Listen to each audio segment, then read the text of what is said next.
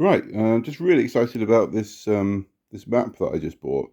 So it's an older Ordnance Survey map of the north of the UK. So you can kind of see it's Scotland here, and there's a little bit of England down the bottom. There is a south sheet as well that you can buy, which basically completes the whole sort of map of Great Britain, it's the main island in the UK. And it's quite big, so each one of these panels is like an A5 size, and it all folds up into this one here.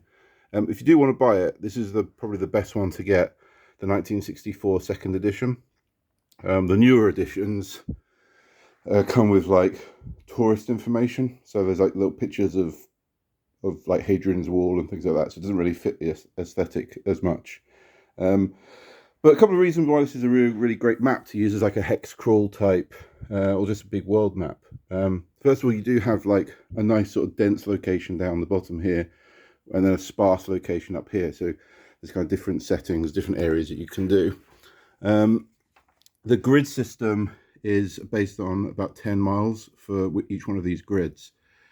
So you can use that to work out. So the system that I'm using right now, which is Dragonbane, is basically each one of these squares is about a 6-hour travel time. So you can go 2 squares in a day. Unless it's over the mountains over here, then it's only 1 square a day. You've also got like the different islands, all the sort of interesting texture and sort of things to navigate, like the locks. But because it's an ancient map, it doesn't contain the modern names for things. So there's no like Edinburgh, which is the capital of Scotland, right? There's all like the old names for things. And what's also quite nice is that down here are the English names, which you can kind of recognize if you're used to sort of speaking out English sort of base names. And then as you kind of go further up, it becomes more sort of Scottish, or sort of old Scottish names. So I don't know the exact sort of time for this, but then they've got Neolithic, Bronze, Iron Age, Roman, all different types of names. So if I come over here sort of to the top left, northwest, you can kind of see they start to get really interestingly named. So I'm thinking like the Dun names there, the DUN names, which stands for fort in whatever language that is. What's that one? In the key it says that's Iron Age. So it's the Iron Age forts, old Scottish Iron Age forts, the Duns. But those are going to be like the Dwarven realm. Is there so anything beginning with Dun are the dwarves? And as you come up here, it starts to get the languages start to change again. And in fact, if I normally, like if you go up here is Orkney and Shetland, but they just have those as separate separate maps, which I'm going to actually just keep these locations here. I'm not going to move them over to the main island. I'm just going to say they're actually here if you want to travel to them. But then these become like Norse or Norwegian. I'm not sure the exact language, but this was based on the fact that I think even now they're not the same sort of language. These are going to be like the kind of elf homeland, separate to everything else.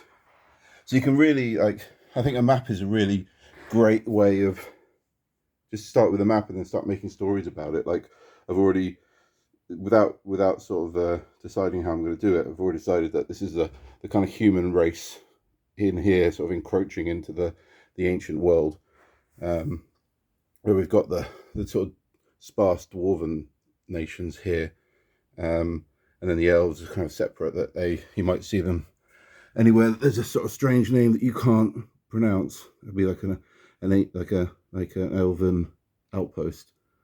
The actual sort of symbols next to them are actually, in reality of this map, it's to do with the kind of time period that they were established.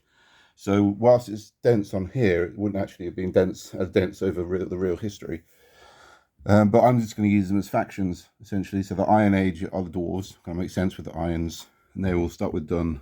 And the Neolithic, which has the sort of more interesting names from Orkney, are all the elves. And then you get the little icons next to it. So yeah, and it's quite difficult to see, but you can get really faint. There's a faint text as well, which actually has the sort of original names on it. I don't know if I'm going to use those. I might just use them as sort of feature names rather than sort of referencing them or referring to them. But there's sort of feature names there as well. But there's no modern roads. These are all ancient walkways and ancient paths that you can walk on to take different routes. And the only sort of modern name that you might recognise is like down here in the sort of English part. There's like Hadrian's Wall, and it's called Hadrian's Wall. But I could always get some pens and sort of shade things out. We've got here like the castles, and Stockburn, Robin Hood butts. It's always good to have a butts. But you can kind of see there's already starting to bring out some interesting names, and the whole thing then can fold down to the size of A5 to go inside the small little book. Right, so yeah, the whole thing, it cost me £6 or £7, which is like $8-9 on eBay. So really good, like already printed out map, loads of interesting sort of grid references, legends and stories to tell.